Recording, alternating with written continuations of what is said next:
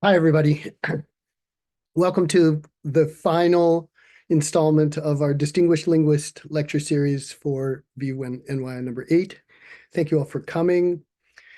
It's really great for us to have Tanya Bondarenko here today, not only because of the fascinating talk that we're going to hear from Tanya, but also because a little bit of her history that is connected to this project.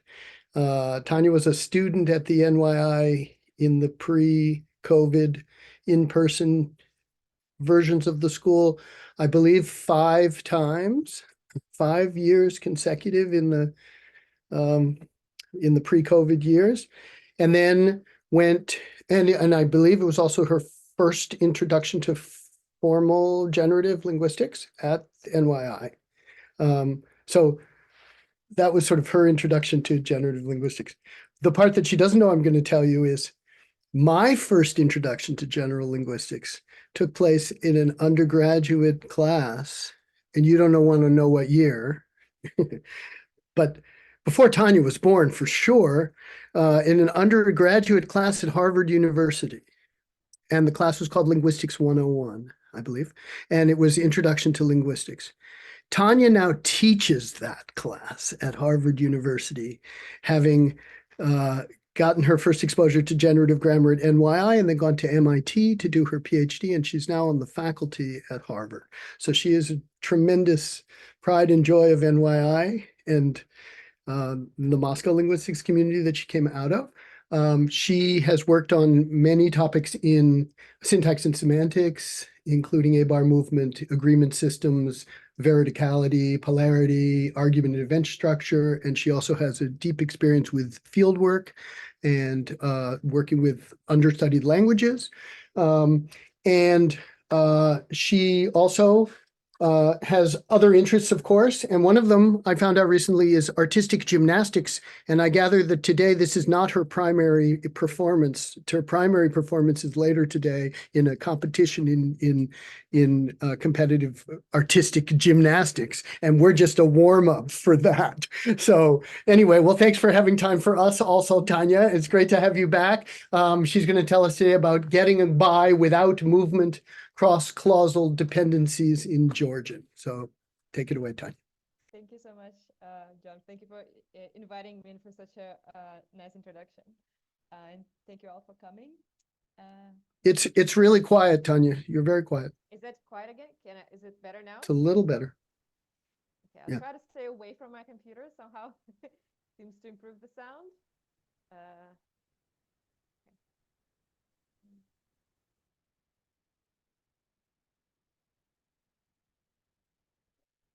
Can everyone see my slides? Can everyone hear me? And they're progressing? Okay, cool. Thank you. So, as we know, languages vary in whether they allow cross-clausal WH movement. So, for example, English is a language that's argued to have such movement. They can say things like, what does Miriam think that Shota is eating? Where what originates in the embedded clause and then moves into the matrix clause. But some languages don't seem to allow such dependencies. So if we take Georgian and we want to ask a similar question, we cannot have a WH word from an embedded clause be in the matrix clause. And this is kind of independent of how we try to come up with what order we do in the matrix clause. Interestingly, we also cannot keep the WH items in situ. At least for the majority of speakers, it's not possible to have sentence like in 3, where the WH word just stays in the embedded clause, and we interpret this as a long distance WH question. So this raises a bunch of questions. One question it raises is whether there are other morphosyntactic ways of building cross-clausal dependencies, like what does Georgian do if it needs to have such a meaning, and whether these other dependencies involve movement or not. So could it be that Georgian actually has long distance WH movement, is just 2 and 3 are not the way how it is pronounced? If, however, there are no long distance WH dependencies, the question is, if there are alternative strategies, how do they arrive at the same meaning or a very similar meaning to the meaning of a long distance question? Finally, if we find out that there are some languages that truly lack cross-clausal WH movement, there is a question of why is that the case? Why do we see this kind of cross-linguistic variation, and how does it arise? So in today's talk, I'm going to concentrate on Georgian and going to talk about three alternative ways of building cross-clausal WH dependencies in Georgian. I'll argue that none of them involve true cross-clausal movement.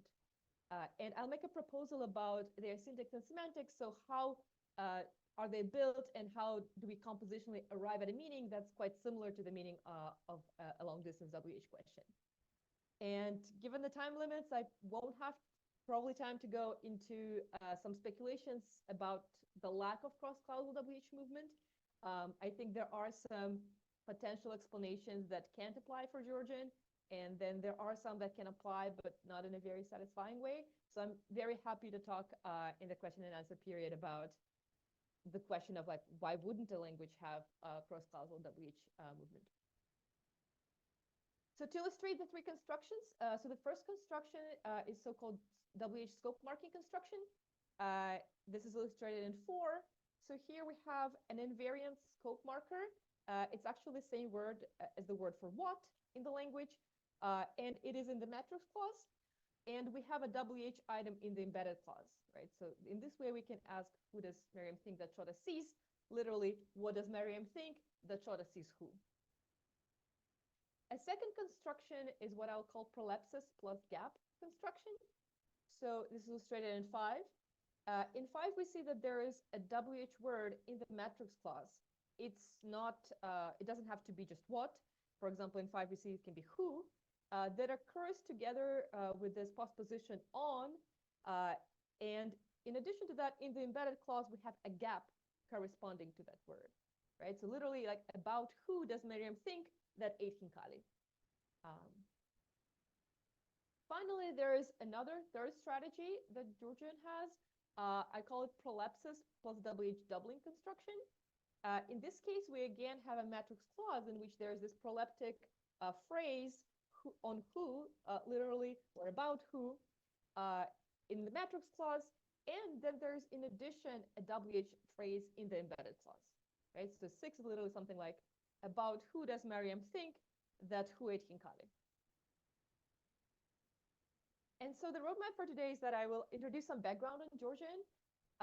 Then I'll argue against the direct dependency approach. I'll argue that in none of these 3 constructions, we actually have 2 elements in the embedded and in the matrix clause related by movement. And then I'll make a proposal about the syntax of these dependencies and how they get interpreted compositionally. So Georgian word order is quite flexible, but it's been argued underlyingly to be an SOV language, with the verbal phrase being head final, but the higher projections in the clause to be head initial. So I'll be assuming that voice P, projection inside of the voice P, so inside of the first phase are head final, the rest of the projections higher in the clause are head initial. DPs have been argued to not leave the verbal phrase for case assignment, right? So they can be case licensed in situ within the voice P, and they can move out for scrambling or information structure related kind of movement, but they don't have to move out for the purposes of getting case. Case marking. So Georgian is a language that has 3-way split depending on tense, aspect, and modality of the verb. There was a called series in this kind of literature. And there are 3 possible patterns. For us, case won't be very important, but just so that you can follow the examples. In some tenses, we see nominative accusative alignment. In some other tenses, we see ergative nominative alignment. So this is a case where ergative is assigned to agents of transitive sentences and also agents of intransitive sentences.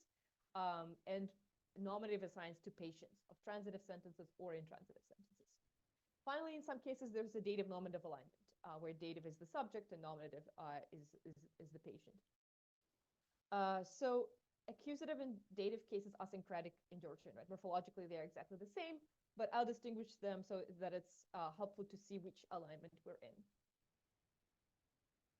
So now a little bit background on WH questions. So WH words in Georgian must occur immediately before the verb, in the immediately preverbal position. So in 7, for example, this means that the SOV order is fine. So if we want to ask, what did grandmother clean? we can just say the grandmother what cleaned. SVO word order, which is generally acceptable in the language, is not, however, possible. What did the grandmother clean? Grandmother cleaned what?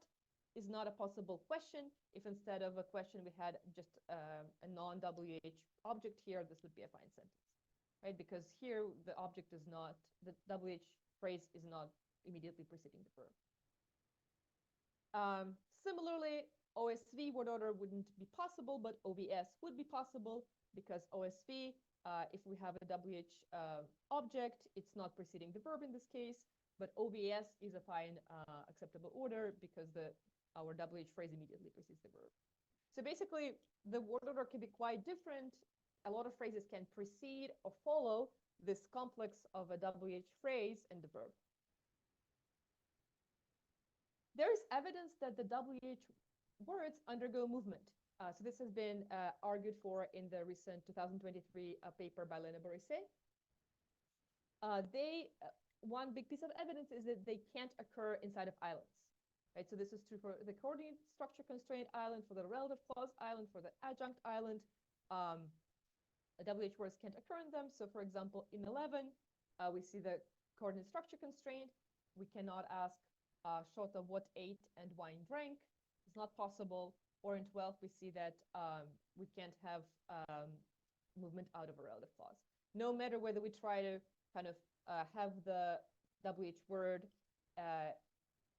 higher up or inside of, or overtly pronounced inside of a relative clause, neither is a possible structure. So then if we have WH words moving somewhere and also they are immediately adjacent to the verb, we have the questions of where exactly are they moving to and how do we get this adjacency requirement. And here I will follow today the proposal by Borisset, which says that in WH questions, the verb moves to some head in between C and voice, and WH items moves to a specifier of the same head, right? So that's why they become adjacent. The evidence for this comes from the word order with respect to adverbs, negative words, and the complementizer of the language. I'm not going to go over that here, but in her paper, she goes over all of these data that suggests that the position is kind of in between CP and voice P. I will just assume that this head is T. It doesn't have to be T. So if instead people want to say it's a focus phrase or something else that occurs in between CP and voice P, this would be perfectly fine too. But the crucial point is that if we're asking what did Shota eat, we have the object what moving to spec TP in this case, and the verb moving to the head of the same phrase, right? So the verb moves to T in this case. And this captures the adjacency, but note that things could have been left in the voice P, so that's why material can follow this, and there could be higher movement to higher position to the CP positions, which would mean that some material could also precede this WH plus verb complex. Okay. So the question is whether there's a direct dependency between the WH word and the matrix clause, whether it's a scope marker or this proleptic WH object, and the WH word or gap in the embedded clause. Here are the arguments that there is no direct dependency. First, there are no connectivity effects. Right? So the two WH phrases don't share the same features, don't have to share the same features at all, whether it comes to case or other features that they could have. For the WH scope marking construction, there's an additional argument coming from the fact that the embedded clause can actually be a polar question. It doesn't have to be a WH question, which again makes direct dependency unclear how that kind of analysis can be maintained, right? If the WH word doesn't have anything corresponding WH inside of the embedded clause, it's hard to see how they could be related by movement. And when it comes to the two structures with prolepsis, we can look, since in these constructions, the matrix WH element can be complex, unlike in the WH scope marking construction, we can test different properties of that expression, and we will see that for evidence from reconstruction, principal C effects, idioms, that the proleptic object is clearly generated in the matrix clause. It has not moved from the embedded clause. So the connectivity effects. So first of all, there is no connectivity for case or morphosyntactic appearance. So this we'll see in 13 and 14, right? If we have in 13 a WH scope marking construction, and we're asking who did Merriam think that Chota sees, right? The phrase in the matrix clause is nominative, and in fact that clause has ergative nominative alignment. The embedded clause has nominative accusative alignment, and the WH word is an accusative case, right? So there is no case connectivity. They don't have to share the features. And in 14, we see the same kind of thing for the prolepsis plus WH doubling construction, right? The proleptic phrase always has this z, which can be thought of as a postposition or perhaps a certain kind of case marker. The WH word inside of the clause has ergative case in this case, right? So if we're talking about WH scope marking, each WH phrase receives the case that it would receive in its own clause. If we're talking about prolepsis configuration, the WH phrase inside of embedded clause receives the case that it would have received in an embedded clause, and the proleptic object always have this Z postposition that it combines with. Furthermore, in WH scope marking construction, in 15, we see that the matrix WH item, while that one is invariantly what, the WH expressions in the embedded clause can be quite different from that element, right? So in 15, for example, we see that in the embedded clause, we have a phrase, which student from this class, right? Whereas in the matrix clause, we just see what. Similar mismatches can also occur in the prolepsis plus WH doubling construction. So in 16, we literally are asking about who does Miriam think that which student from this class was upset by this task. There are constraints on how exactly these mismatches work, but so overall it seems that from the data I have that the WH phrase in the embedded clause kind of have to be a subcase of the WH phrase in the matrix clause, but they can clearly be very distinct WH expressions. So if we were thinking that the two things are copies of each other, it's hard to see how this can be maintained given how different they can be. Finally, for both WH scope marking construction and the prolepsis plus doubling construction, it's possible to have multiple WH phrases in the embedded clause, right? What do you think? Who met whom? Or about who, plural, do you think? Who met whom? Which raises the question, if this was a movement dependency, which one of these multiple WH phrases have which one of them corresponds to the WH phrase in the matrix clause? Right? And you can't have multiple WH phrases in the matrix clause. Now turning to the evidence from polar questions. So in the WH scope marking construction, there just can be no corresponding WH phrase in the embedded CP. Right? So in 19, we see that this is possible with the polar question. We can ask, what does Givi think whether Miriam ate hinkali? Right? So we're asking, whether Givi thinks Miriam ate hinkali or Givi thinks Miriam didn't eat hinkali. And crucially, the order of the two clauses in 19 cannot be switched. Right? So it's not just two separate questions. It's really a case of clausal embedding, but at the same time, there isn't any WH item in the embedded clause. Finally, let's consider some evidence from WH phrases in the two prolepsis constructions. So the proleptic WH phrase behaves for all intents and purposes as if it was never inside of the embedded clause. It does not reconstruct for anaphor binding. It does not reconstruct for variable binding. It can contain R expressions that would have been bound if this DP originated in the embedded clause. And the proleptic WH phrase cannot form an idiom with the predicate of an embedded clause. So let's first consider anaphor binding. Right? So here we're trying to ask, which picture of himself does Miriam think that Givi praised? Right? Where himself, the reflexive anaphor, would be bound by Givi by a noun phrase inside of an embedded clause. And that's not a possible co-indexation. So the only reading that 20 can have, so tavis et tavis doesn't have any gender features, so it could in principle be bound either by Mariami or by Givi, right? But the co-indexation with Givi is not possible. So the sentence can only mean which picture of herself does Miriam think that Givi praised. And here we're looking at the construction with the prolepsis plus the gap. So our proleptic phrase is quite big, which about like which picture of herself, and there is a gap inside of an embedded clause. 21 shows the same thing, but here we have WH doubling, right? So this is literally about which picture of him or herself does Miriam think that Givi which picture praised. So we are repeating part of the WH phrase in the embedded clause. But crucially, the WH phrase in the embedded clause does not contain an anaphor, right? The anaphor is only present in the higher WH expression.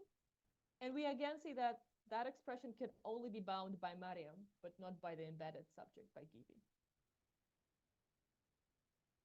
Similar effects are observed with variable binding, right? So in the variable binding, we are trying to bind a variable inside of the WH expression, that's the proleptic object, by a quantificational subject of the embedded clause. So the intended reading for 22 that's not available is which teacher of hers does Miriam think that every girl visited, where for each girl, there is a corresponding teacher that Miriam thinks that that girl visited. So the teachers vary with every girl.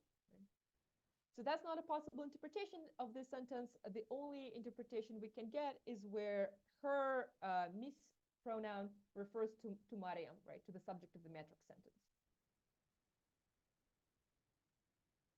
So in 22, we see this for the prolepsis plus gap configuration. Right? 23 shows this for the prolepsis plus WH doubling construction. So again, here in this case, we are repeating part of the WH expression. So in the higher clause, we have which teacher of hers, about which teacher of hers. In the embedded clause, we just have which teacher. And we see that the pronoun that's present in the matrix WH expression can only be bound by the matrix subject. It cannot be bound by the embedded subject. Now turning to the principle C. So the diagnostic here is to try to put a referential expression inside of the proleptic WH expression. If that whole phrase have originated inside of an embedded clause, we should get a principle C violation. If the embedded clause has a subject that's co-referential with the referential expression. So in 24, we have a sentence about which Shota's relatives does Miriam think that he offended them. And that creates no issues, so the co-reference is completely fine. Shota and Man, he inside of the embedded clause can refer to the same individual. Which suggests again that the proleptic phrase has never been inside of an embedded clause. Similar is true for the prolepsis plus WH doubling construction. So here again, we have part of the phrase be repeated. So this is about which Shota's relatives does Miriam think that he offended which relative. And again, Shota and Man and he can refer to the same individual, which suggests that the phrase in the matrix clause is not just a copy or a version of a copy that we see in the embedded clause. Finally, if we look at idioms, we see that the proleptic object cannot form an idiomatic expression with the predicate inside of the embedded clause. So for this test, I'm using here an idiom to be scared, which literally means something like stand on the back legs or stand in like this like way that animals stand. But literally it is whose hair stood up like an animal, stood up on its legs. So this idiom can be used in a simple question and maintain its idiomatic meaning. Right? If we're asking whose hair stood up on its back legs, that can mean just who got scared. That doesn't have to have only the literal interpretation. Now in 27, we're attempting to see whether the idiomatic interpretation will be available in a case where standing on the back legs is inside of an embedded clause and whose hair is the proleptic object in the matrix clause. Right? So literally what 27 says is, about whose hair does Miriam think that it stood on its back legs? And this sentence can have the literal meaning, but it cannot have a idiomatic meaning. It cannot ask, who does Miriam think got scared? Similar thing happens with prolepsis plus WH doubling. So this is in 28. We're trying to ask about whose hair does Miriam think that whose hair stood on its back legs. And again, this lacks idiomatic reading. Literally, it has to be asking about someone's hair because the proleptic object, if it has never been inside of an embedded clause, it won't be able to receive that idiomatic interpretation. Interestingly, 29 does have an idiomatic reading, right? So as soon as we remove part of the idiom from the matrix clause, and all of the parts of the idiom are inside of the embedded clause, the idiomatic reading becomes fine, right? So 29 asks, about who does Miriam think that whose hair stood on its back legs? And it can mean, about who does Miriam think that they got scared? Right? So it has both idiomatic and literal meaning. So to sum up this part, we've seen evidence that there is no direct dependency in all of the three constructions between the WH word in the matrix clause and the WH word or gap inside of an embedded clause. We've seen that there's no connectivity between the two WH phrases. Right? They can be, they don't have matching case. They can look completely different. And sometimes we can have multiple WH phrases in the embedded clause corresponding to only a single one in the matrix clause. Furthermore, for the WH scoping construction, we've also seen that the embedded CP can be a polar question. Right? So again, it's unclear how to maintain a movement analysis if there is literally no gap of WH word inside of an embedded clause. Finally, when we looked at the two proleptic constructions where we can modify our WH proleptic object, we've seen that that object doesn't pass any diagnostics for movement, right? It seems that for all of the diagnostics that it behaves as if it was base generated in the matrix clause, right? There's no reconstruction, there is no principal C violations, we don't get idiomatic meanings. So despite this evidence against the direct dependency, we do see locality constraints. Okay? So matrix WH phrases have to occur immediately before the matrix verb. Embedded WH phrases have to occur immediately before the embedded verb. And WH phrases cannot occur inside of islands. So this is what we can test for the embedded cases. So 30 and 31 illustrates this for the WH scoping construction, right? In 30, we're trying to separate the WH scope marker from the matrix verb, and the sentence is immediately ungrammatical. In 31, we're trying to separate the WH word inside of an embedded clause from the verb, and again, the sentence is ungrammatical. 32 and 33 show that the same holds for the prolepsis constructions, right? If we're separating the WH proleptic object from the matrix verb, the sentence is ungrammatical.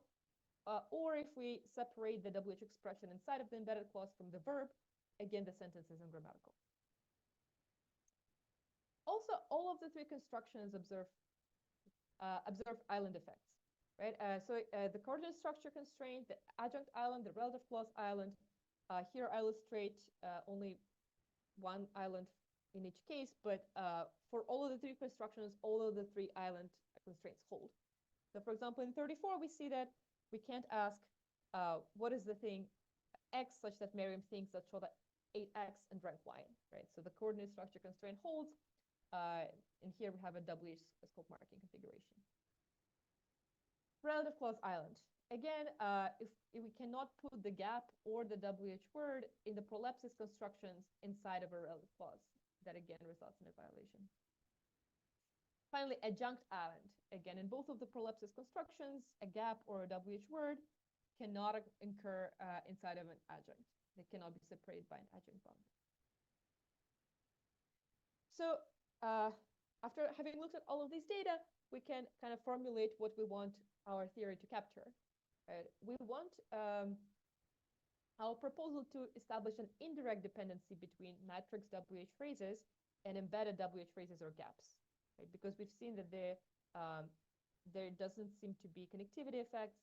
There's no evidence for the higher phrase ever being in the embedded clause.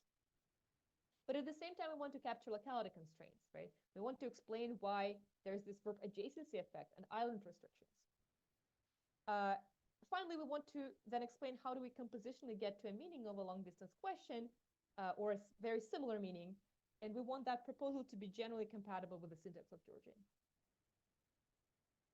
So now I'll turn to the discussion of the syntax that I propose. So I propose that whenever we have a clause in which we see embedded WH words, we have a very regular WH syntax. So everything that Boris has argued for, we can just completely maintain that. WH items originate in their usual positions.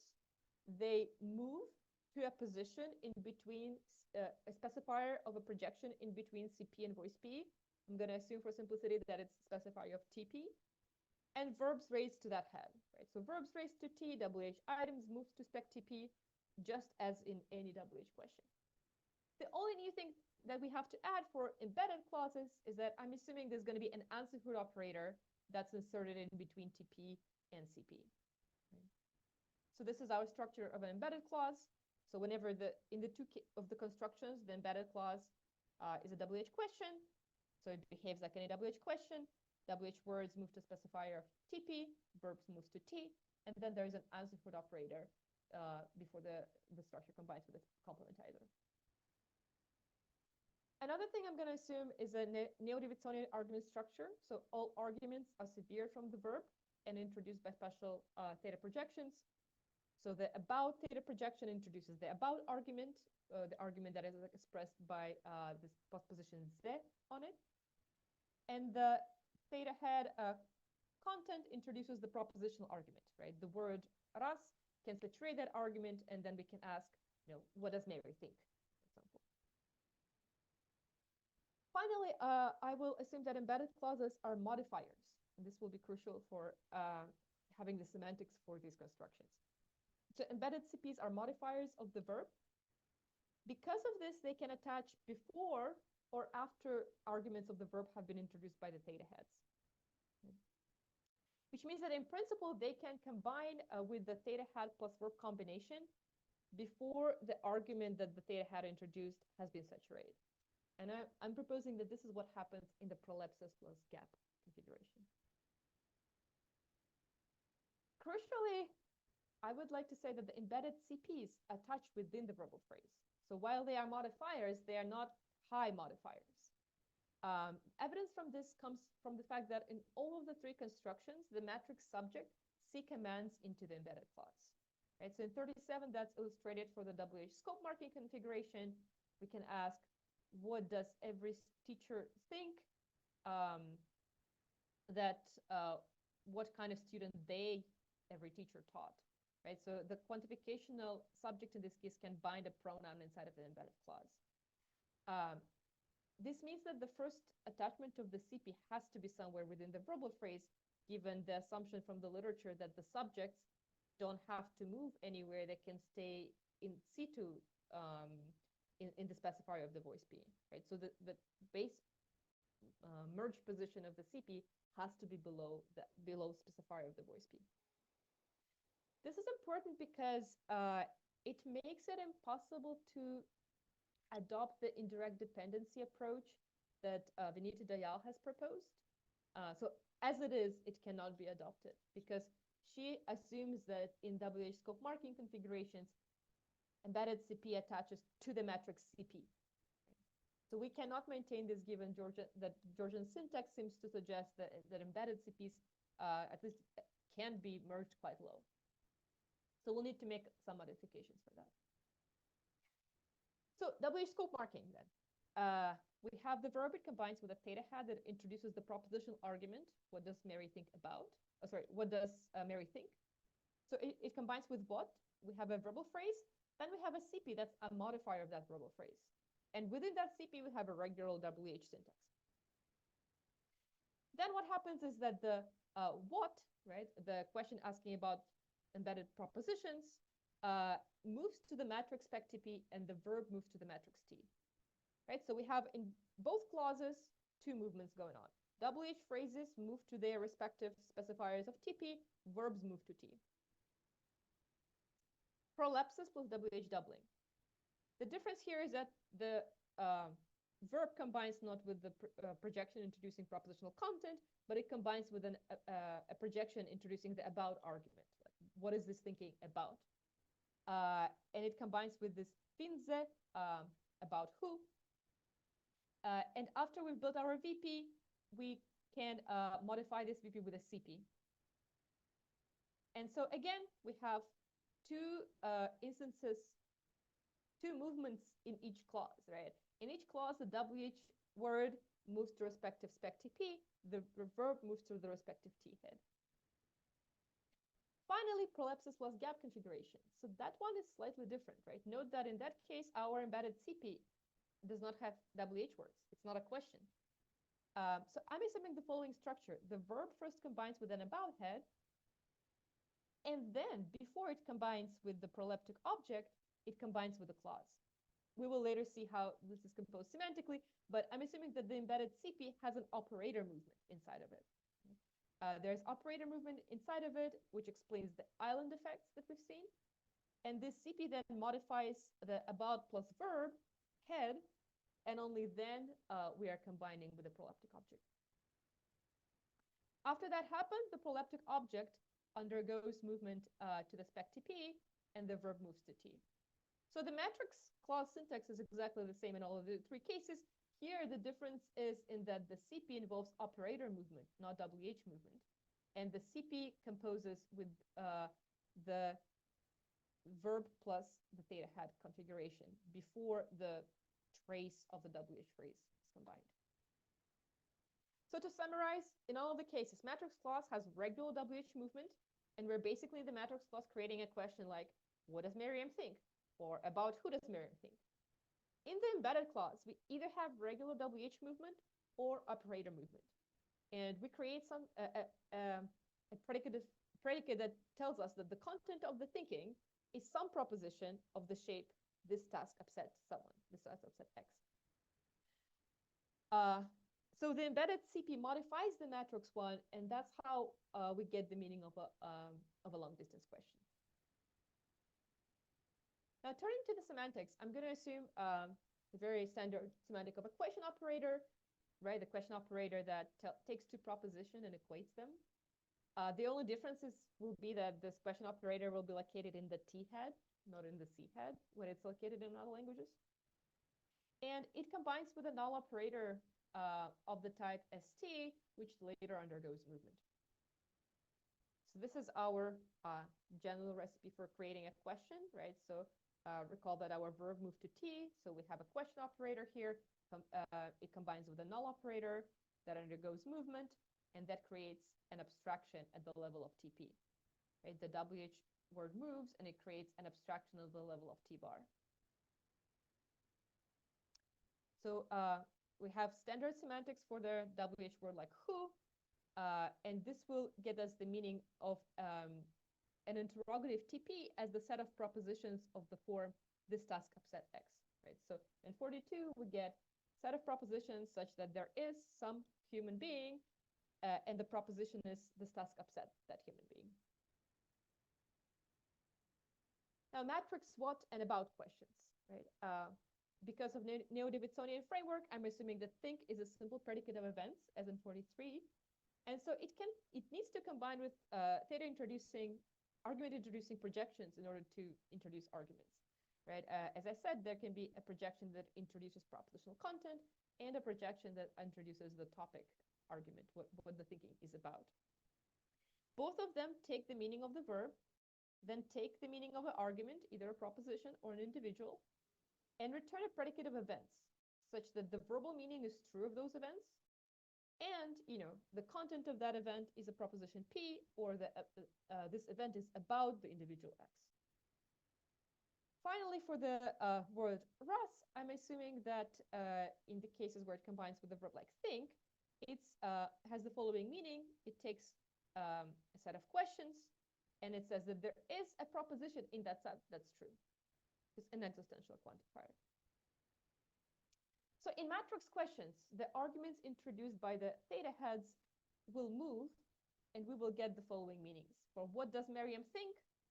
We will get a set of propositions such that there is some proposition Q, that's the, and the proposition P is Miriam thought Q, right? So 47 is a set of propositions of the form Miriam thinks P, Miriam thinks Q, Miriam thinks so something else. 48, about who does Miriam think? Again, we get a set of propositions of the form Miriam thinks about X, Miriam thinks about Y, Miriam thinks about Z, where X, Y, and Z are different kinds of individuals. So now let's see how we can compose this with the embedded clause. For the embedded clause that is a question, I'm assuming that there is an answer operator, and it does the following things. First, it takes the meaning of a question. Then it takes the meaning of a complementizer. The meaning of a complementizer, I'm assuming, is as illustrated in 50. So it takes a proposition and gives us back a set of events whose content is that proposition. This is the meaning of a complementizer that's been proposed in works by Kratzer, Moulton, Patrick Elliott. So we have this meaning in 50 of our complementizer, and the answer operator will take that meaning as its second argument. Then it will return back predicative events, such that it would say that there is a proposition in the question, such that if we feed that proposition into F, into the meaning of a complementizer, and we feed an event into F, we will get true. So what this means is the meaning of a CP will be as follows. It will be a predicative event, such that there is a proposition in the meaning of the question, such that the content of the event is that proposition. And in our case, the Q, our set of propositions, is a set of the form this task upset X for some individual. So now let's look how this works with the WH scope marking. If we look at the meaning of the verbal phrase, it says on 52, it's a predicate of events of thinking, such that their content is whatever the assignment function gives us for index 2, right? So some proposition that the assignment function returns. And their content is also some proposition Q in the set of propositions of the form this task upsets X for some individual. So the embedded CP in this way constrains the answers to the question, what does Miriam think? Right? So the matrix clause gives us the question, what does Miriam think? And the embedded clause tells us, well, the thing she thinks is from this set of propositions of the shape this task upset X. Right? So this is how we get the meaning that's very similar to the meaning of a long distance question, right? We're asking literally, which proposition does Miriam think, such that this proposition is of the form this task upset X, which is seems equivalent to who does Miriam think that this task upset. Now let's look at the prolepsis plus WH doubling configuration, right? In this case, the meaning of the VPs is in 54. Again, we get a predicate of thinking events, but now we're saying that they are about some individual that the assignment function returns, when it applies to index 2. And the content of the thinking event is some proposition Q in the set of propositions of the form this task upset X. Again, the embedded CP constrains the answers to the question about who Miriam thinks, right? So we're literally asking about who does Miriam think, such that the content of her thoughts is some proposition Q prime, and Q prime is in the set of propositions of the form this task upset X. So about who does Miriam think, such that her thoughts are of the form this task upset X. Again, this is maybe not identical, but quite similar to the question, who does Miriam think that this task upset? finally, let's look at the semantics of the prolepsis plus gap configuration. So recall that in this case, the CP is not interrogative. We have a verb that combines with the theta head introducing the about argument, and this gives us the meaning in 56. It's a function that takes an individual and then an event and says this is a thinking event about this individual X. Right? Once we take a declarative CP and do operator movement inside of it, we get a meaning in 57. It's a function that takes an individual and an event and returns true if the content of the event is the proposition this task upset X. Note that the 56 and 57 have the same semantic type. They're functions from individuals to events to truth values, which means that we can combine them by predicate modification.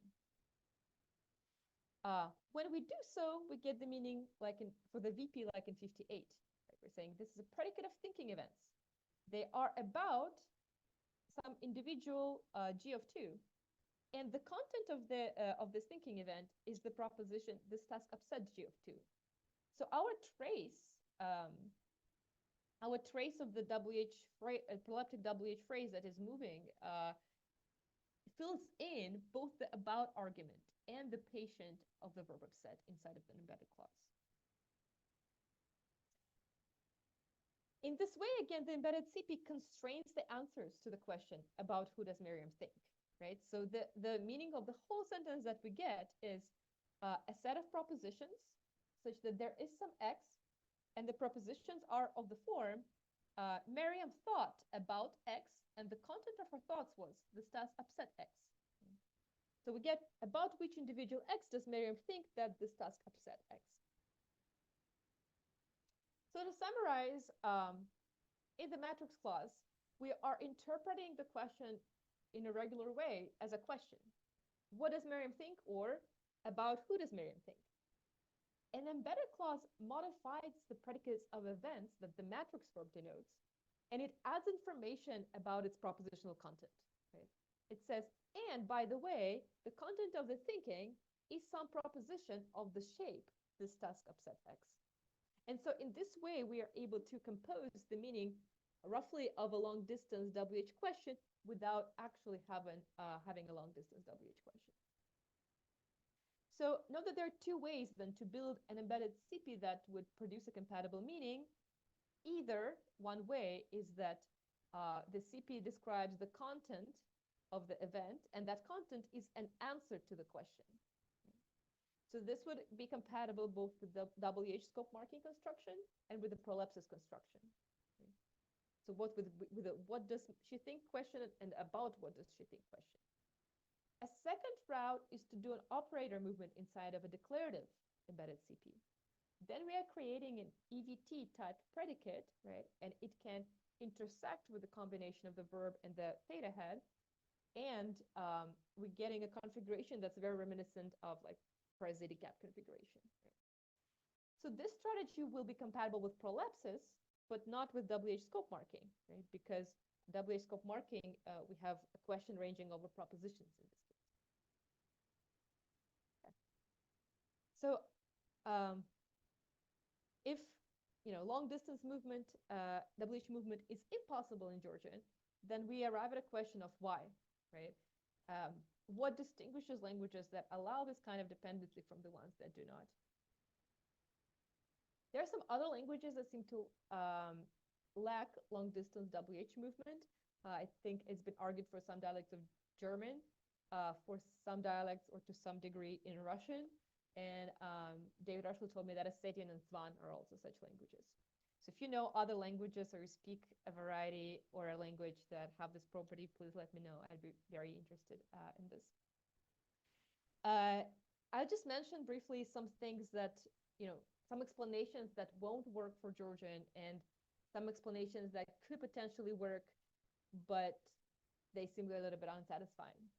Right, so things that won't work is thinking about this in terms of complex NP constraint, saying that all clauses are embedded in a nominal layer. That doesn't seem to be true for Georgian.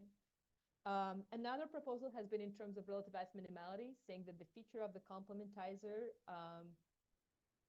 intervenes and disallows WH movement from proceeding. This seems problematic for Georgian because there are restructuring complements with the same complementizer where movement is possible. And a similar kind of data are also problematic for a CED kind of analysis. I'm happy to discuss this more in the question period. Some things that can work, but they feel a little bit unsatisfying. So analysis in terms of subjacency could in principle work, where we would say that the that the complementizer is in a specifier position in Georgian, not in a head. But it's not clear how would we test for where the complementizer is located. How do we have any independent evidence for that claim? We could also analysis that could work is in terms of spec-to-spec antilocality, right? If people have argued that there is a constraint in that you cannot move from a specifier of one head to a specifier of an adjacent head. So, if in fact Georgian has WH movement to spec TP, then this would prevent those phrases from moving to spec CP.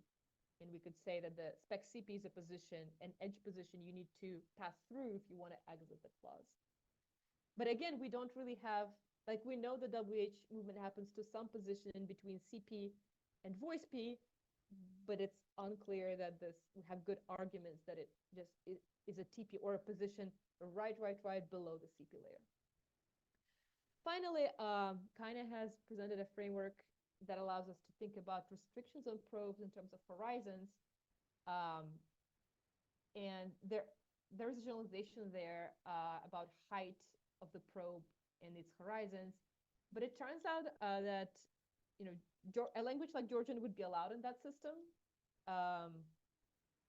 So it's a possibility, but it feels a little bit unsatisfying in the sense that it doesn't feel like we're explaining why Georgian is this way. But we can formally provide a horizon for the WH probe in Georgian in that framework that would allow it to not be able to get extraction out of finite clauses. So I think that the kind of key question at the end of this is whether there is a difference between the languages that allow long distance WH movement and don't is arbitrary. Is it some kind of just featural variation, perhaps? Or whether there is some generalization to be discovered about what makes a language incapable of this dependency. So for example, we could ask whether the landing side of the WH movement matters, right? Do all languages incapable of this kind of movement move their WH phrases to a position lower than spec CP, for example? Or does the form of the complementizer matter?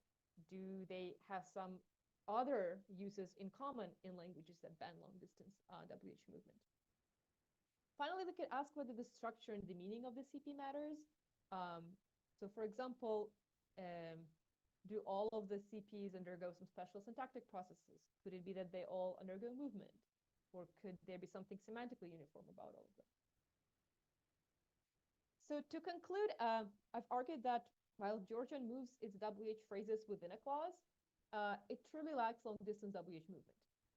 I show that there are three constructions that carry a meaning similar to that of a long distance WH question. And I've argued that they don't involve a direct dependency. And I propose a syntax and composition of semantics for these structures where we have movement happening in both the matrix clause and in an embedded clause, but not across a clausal boundary. This leaves us with a question of why does Georgian and some other languages lack long distance WH movement? And part of that question, it seems to me, is whether this lack is something to be explained. Could it be a random featural variation between languages, or whether there's some additional independent parameters that could determine whether a language would lack long distance WH movement? For example, could it be that this is a result of a different landing side for the WH movement? Thank you.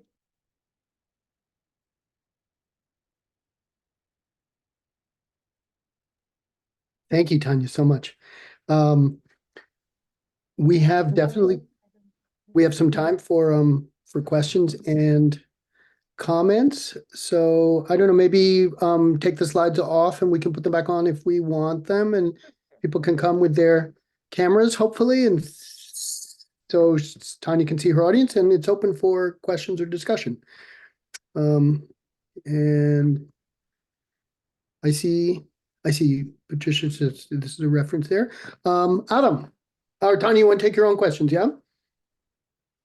Yeah, just give me a second. Okay. Yeah.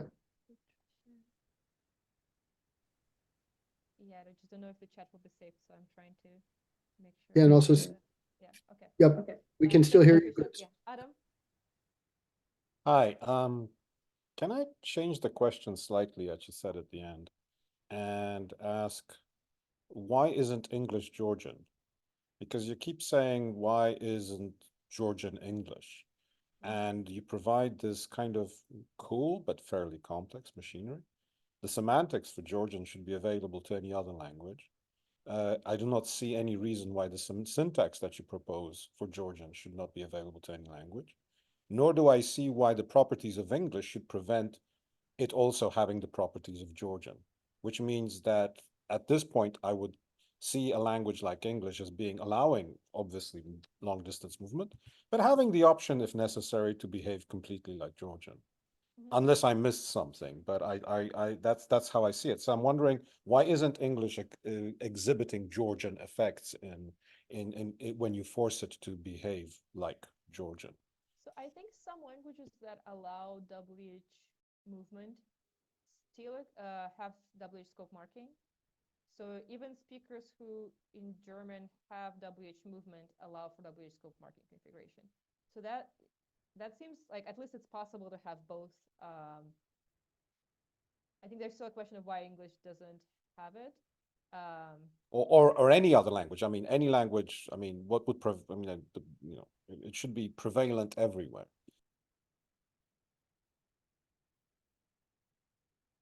Yeah, I'll have to think about like what wider languages that lack WH scope marking don't have it. For the prolepsis configuration, it seems that you need to allow for a certain kind of argument structure, right? That like you need to have a way of introducing the proleptic object. So I'm assuming, you know, argument structures of different verbs vary. Maybe not in all languages you're allowing this about argument, or at least not for many verbs. And if you don't have that construction, you won't be able to do prolepsis, the two prolepsis constructions. So I think that kind of difference would probably amount to argument structure variation. So we would expect if a language has proleptic construction of that sort, I think you should be able to do this. Yeah. Thank you. But it's good to switch it, yeah, on the other side, yeah.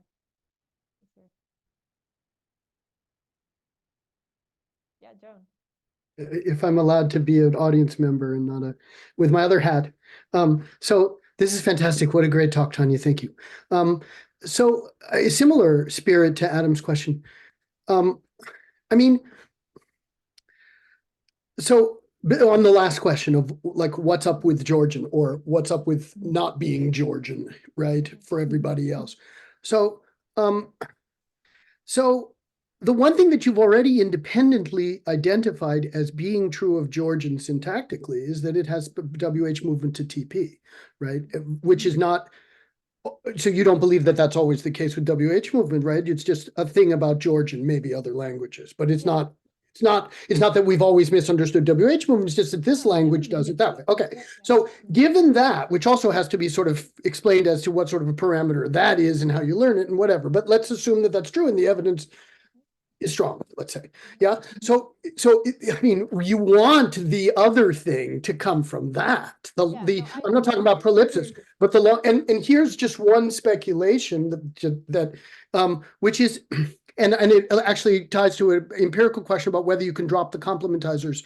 So it's a kind of that trace effect, because you get to the edge of TP and then you're in the immediate domain of the possibly, I mean, depending how much cartography you have in between, right? And it's like that trace effect that you can't move. So it seems like the most promising of the ones you listed is in exactly yours, the spec-to-spec anti-locality thing, whether that's that trace or something else that.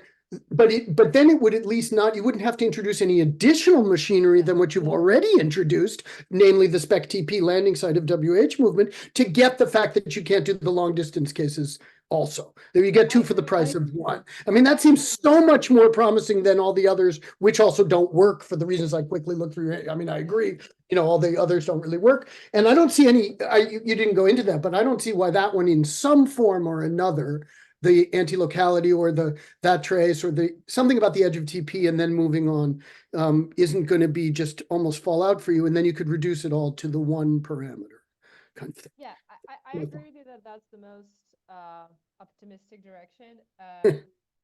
It's so, I usually like to find a dependent evidence though, right? Like that would be great. Like if we found an effect that, once you put some material between, I don't know, the complementizer and the WH phrase, that suddenly you can move. Or if you could drop the complementizer, can you drop the dropping of the complementizer, right? But if you could add some material between the complementizer, like you can have a good order where there's a complementizer and then there's a phrase and then there's a complex of WH plus verb.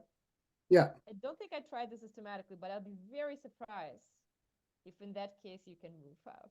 Okay, so if not, then it's not exactly like that trace effect, but it still could have to do with your cartography, something about but I do think that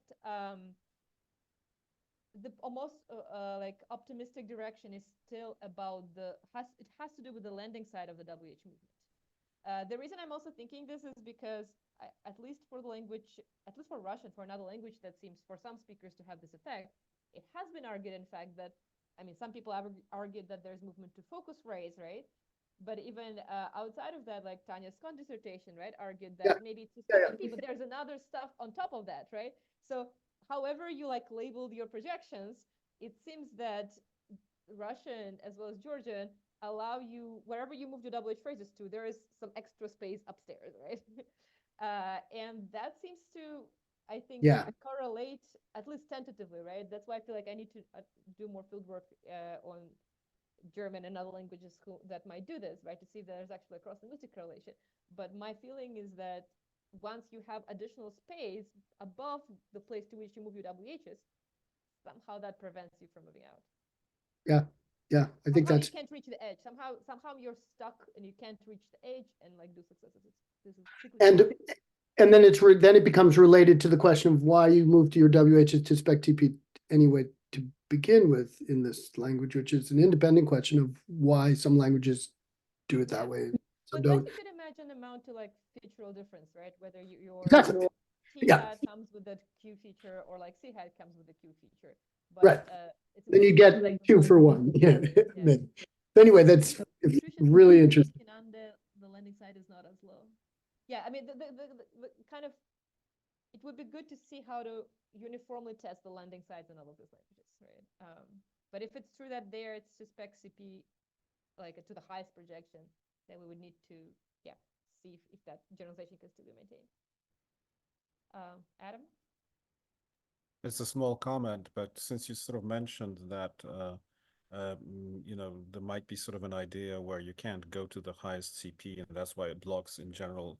I wonder if you ever thought about not thinking in terms of features, but with Norvin's work about WH movement being triggered by adjacency to C,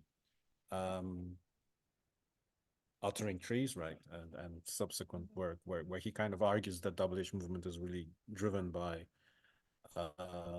having this zero what does he call it? Phonological, not phonological, prosodic, I guess, in general, material between the WH and the C licensing head. Maybe that will actually make more sense than looking at features. I think it's been a little bit hard to adapt some of his things for embedded clauses, right? Because his analysis of Georgian is roughly, if I recall, that basically, it's head final language, and then it is right adjacent prosodically. And so you kind of have, because of the combination of these two factors, you have V, prosodically at least, V combining with C, and the WH words have to be adjacent to it. That could work potentially for matrix clauses, but complementizers are head initial.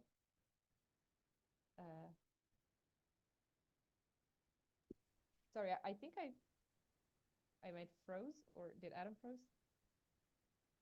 Okay. You're good. I see. Well? Yeah, you're good. For me, Adam's the one who froze. Oh, okay.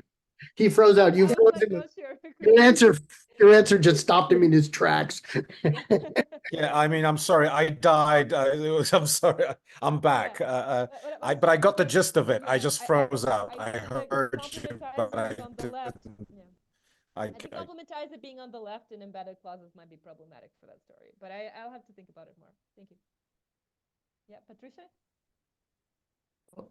So could it be, so I would say in Kinande, for example, even though it's landing much higher than in Georgian, it still is targeting a focus phrase. So in a sense, it's like we have this freezing effect that we get in specificational clauses where you cannot move the focus thing out of the structure.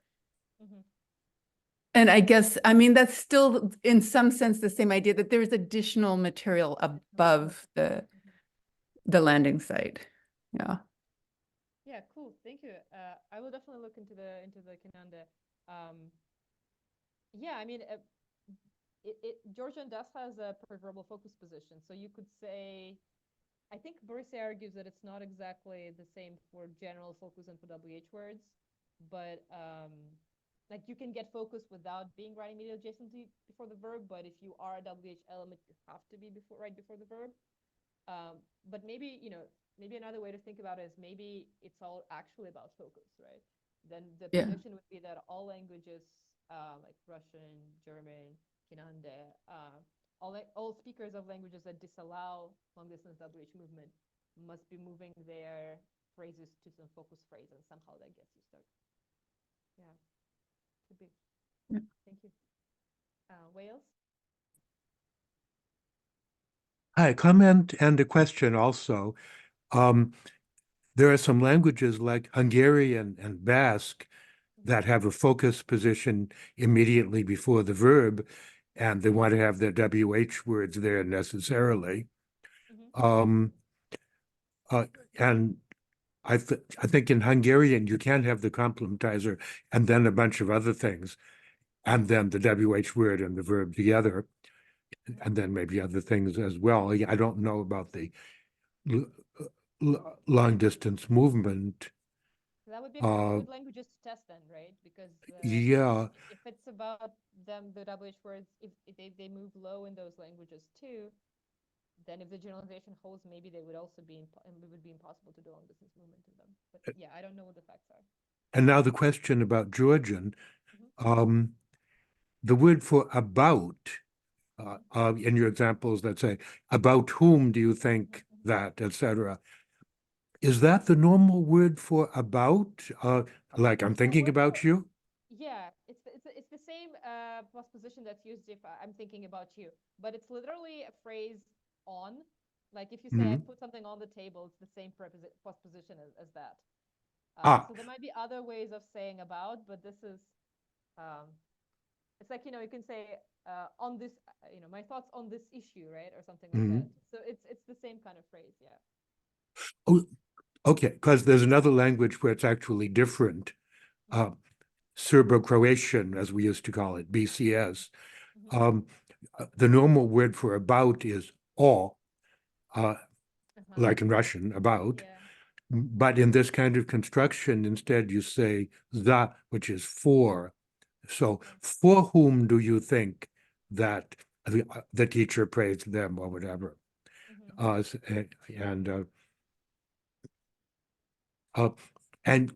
you cannot say simply, for whom do you think? You can only say, for whom do you think that plus a question. I see. No, in Georgian, you can use them. So both WH scoping construction and prolepsis could exist as questions without the embedded clause, right? They can be just the matrix questions. So you can ask, what do you think? And you would do it with ras, with the same element. Or about who do you think? And you would do it with the vinze, like who on. So in that sense, they don't require an embedded clause, but you can add it, and then you can get this construction. Great, thank you. Yeah. We have a couple more minutes. Anybody else have a comment or question?